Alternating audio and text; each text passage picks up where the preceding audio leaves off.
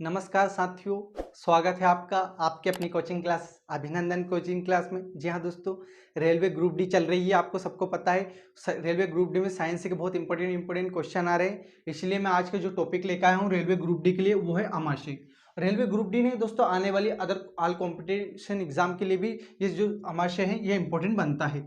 लेकिन अभी एग्जाम चल रही है रेलवे ग्रुप डी, इसलिए मैंने रेलवे ग्रुप डी बोला है। दोस्तों साइंस का एक इंपॉर्टेंट टॉपिक है आमाशय। क्या है आमाशय? जो आमाशय होता है ना, इसकी आकृति देखते हैं। सबसे पहले तो ये जो आकृति दिखाई दे रही है आपको, ये आमाशय की, किसकी? आमाशय की। ये जो आकृति आपको दिखाई दे रही है, ये आमाशय की। अब जो हमारा आमाशय होता है ना, उसे इंग्लिश में स्टोमच बोलते हैं। क्या बोलते हैं दोस्तों? स्टोमच। इसे गांव की भाषा में आमाशय को पेट भी बोलते हैं। दोस्तों क्या बोलते हैं? पेट। जो हमारा पेट होता है ना, इसे आमाशय बोलते हैं और आमाशय को इंग्लिश में स्टोमच कहते हैं। और इसकी ये आकृति है। क्या है इसकी? ये आकृति। अब जानते हैं आमाशय की लंबाई कितनी होती है, मतलब जो हमारा आमाशय होता है ना, इसकी लंबाई कितनी होती है। तो दोस्तों जो हमारा आमाशय, उसकी 30 सेंटीमीटर लंबाई होती है। जो हमारा आमाशय ना, इसकी 30 सेंटीमीटर क्या होती है? लंबाई होती है। यह एग्जामों में, बहुत एग्जामों में पूछा गया क्वेश्चन है कि जो आमाशय है इसकी लंबाई कितनी होती है। तो आमाशय की जो लंबाई होती है ना, वो 30 सेंटीमीटर की होती है। कितनी होती है दोस्तों? 30 सेंटीमीटर। उसके बाद देखते हैं आमाशय में 3 भाग होते हैं, अग्रभाग, मध्य भाग और पश्चिम भाग। इन्हें क्या क्या कहा जाता है? जो आमाशय का अग्रभाग होता है, ये वाला भाग, जो आमाशय का अग्रभाग होता है ना, उसे कार्डिक बोला जाता है। दोस्तों क्या बोलता है? कार्डिक। जो आमाशय है ना, इसका जो स्टार्टिंग वाला भाग होता है, जो मध्य स्टार्टिंग वाला भाग होता है ना, ये कार्डिक कहलाता है। उसके बाद उसका मध्य वाला भाग, जो आमाशय का मध्य वाला भाग है ना, इसे फंडस या फंडिक भी बोलते हैं। क्या बोलते हैं? फंडस या फंडिक। ये फंडस या फंडिक भी बोलते हैं। आमाशय का मध्य वाला भाग कहलाता है दोस्तों, ये वाला पोर्शन, मध्य वाला भाग। और उसके बाद अंतिम भाग होता है ये वाला। जो हमारा अंतिम भाग होता है ना, इसे हम क्या बोलते हैं? पाइलोरिक। क्या बोलते हैं दोस्तों? पाइलोरिक। जो पाइलोरिक होता है ना, इसका हिंदी नाम होता है जठर निर्गमी। जो जठर निर्गमी। अब देखते हैं दोस्तों, हाँ एक चीज जो सबसे इंपॉर्टेंट पूछा गया है क्वेश्चन यही, जो हमारा आमाशय कैसी थैली, कैसी थैली है? तो द्विपालिका, द्विपालिका थैली। कैसी थैली है? ये द्विपालिका थैली है। इसमें बहुत सारा इंपॉर्टेंट क्वेश्चन, बहुत अधिक सबसे ज्यादा पूछे जाने वाला यही है कि जो आमाशय कैसी थैली। तो ये कैसी थैली? द्विपालिका थैली। कैसी? द्विपालिका थैली। उसके बाद देखते जो हमारे आमाशय होता है, इसमें कौन कौन से, इसमें जो कोशिका होती, क्या होती? कोशिका। वो जठर ग्रंथि का निर्माण करती। कौन सी ग्रंथि का निर्माण करती? जठर ग्रंथि का। अब ये जठर ग्रंथि क्या करती दोस्तों? ये जठर ग्रंथि रहेगी ना, ये जठर रस निकालेगी। क्या निकालेगी? जठर रस। मतलब जो जठर रस होता है उसे कौन निकालती? तो उसे आमाशय की, आमाशय की कोशिका निकालती। और ये जठर ग्रंथि निकालती। कौन निकालती? जठर ग्रंथि।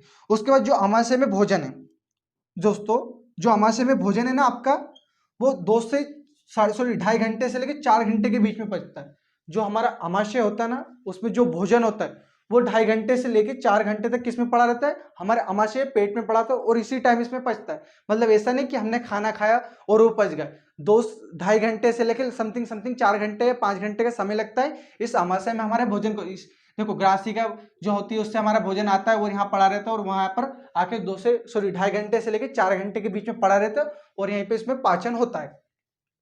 उसके बाद जो हमारा आमाशय है, इसमें एक अम्ल होता है। कौन सा अम्ल होता है? HCl। दोस्तों जो हमारा ये आमाशय होता है ना, इससे HCl अम्ल भी निकलता है। HCl का फुल फॉर्म होता है हाइड्रोक्लोरिक अम्ल। मतलब सोच लो दोस्तों, यदि किसी के व्यक्ति शरीर पे यदि हम हाइड्रोक्लोरिक HCl अम्ल छिड़क दें तो उसका शरीर जल सकता है। लेकिन सोचो हमारे आमाशय के अंदर HCl है, ये जलता ही नहीं। मतलब भगवान को देख सकते हो कि भगवान ने कितनी अद्भुत कल्पना बनाई है हमारे शरीर के अंदर। मतलब एक ऐसा अंग जिसमें HCl होने के बाद भी वो नहीं जल रहा, और यदि शरीर के किसी अंग में पटक दिया जाए ना, गिरा दिया जाए, तो हमारा शरीर जल सकता है HCl से। सोच सकते हो कितना मजबूत होगा ये। उसके बाद ये जठर रस निकालता है। जो हमारी जठर ग्रंथियां होती है ना, इनसे क्या निकलता है? जठर रस निकलता है। और पेप्सिन भी निकलता है। जो हमारा आमाशय होता है ना, इससे एक पेप्सिन नामक एंजाइम भी निकलता है। कौन सा नामक एंजाइम? पेप्सिन नामक एंजाइम। उसके बाद जठर रस होता है। दोस्तों ये जठर रस है ना, इससे सबसे ज्यादा क्वेश्चन बने हुए कि जो जठर रस है कहाँ से निकलता है? तो ये आमाशय से निकलता है। और ये कैसा होता है? क्षारीय होता है, अम्लीय होता है? जी हाँ दोस्तों, ये कैसा होता है? अम्लीय होता है। कैसा होता है? अम्लीय। देखो दोस्तों मैं कंडीशन बता देता हूं। अगर कोई वो है अम्ल या क्षारीय किसे कहते हैं? जो 7 से नीचे आते हैं ना, वो अम्लीय कहलाते हैं, और जो 7 से ऊपर आते हैं वो क्षारीय कहलाते हैं, और जो 7 पर होते हैं वो उदासीन कहलाते हैं। क्या कहलाते हैं, उदासीन। फॉर एग्जांपल देख ले, ब्लड का जो पीएच मान होगा आपने देखो वो हल्का क्षारीय होता है क्योंकि उसका 7 से अधिक होता है, और जो मूत्र का पीएच मान होता है वो 6 होता है, इसलिए वो भी क्या होता है, अम्लीय। और जो आमाशय में एंजाइम होते हैं ना, उनका मान भी 7 से कम रहता है, इसलिए कैसे जो जठर रस है इसका क्या रहेगा, अम्लीय होता है। कैसे होता है, अम्लीय। दोस्तों आमाशय से लगभग समथिंग इतने ही क्वेश्चन बनते हैं जो आपके एग्जामों में इंपॉर्टेंट है। एक बार मैं आपको है ना इसको रिवाइज करा देता हूं।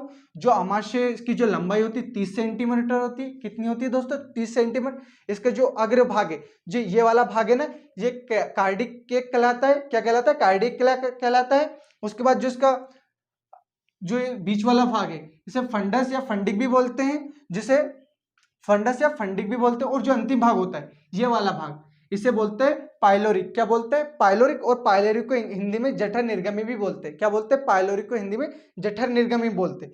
आमाशय की कोशिका जठर ग्रंथि का निर्माण करती है।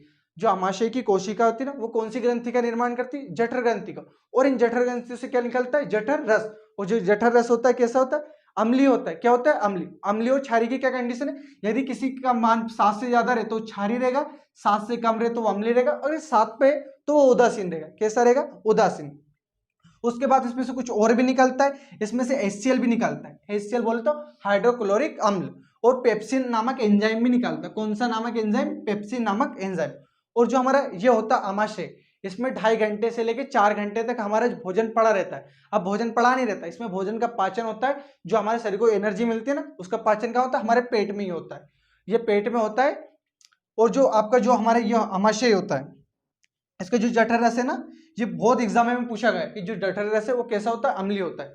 इसी के साथ अलविदा दोस्तों। नेक्स्ट वीडियो में इंपॉर्टेंट टॉपिक लेके आऊंगा जो आपको कोई ना कोई सी कंपटीशन एग्जाम में जरूर पूछा जाए। इसी के साथ अलविदा दोस्तों, वेल डन।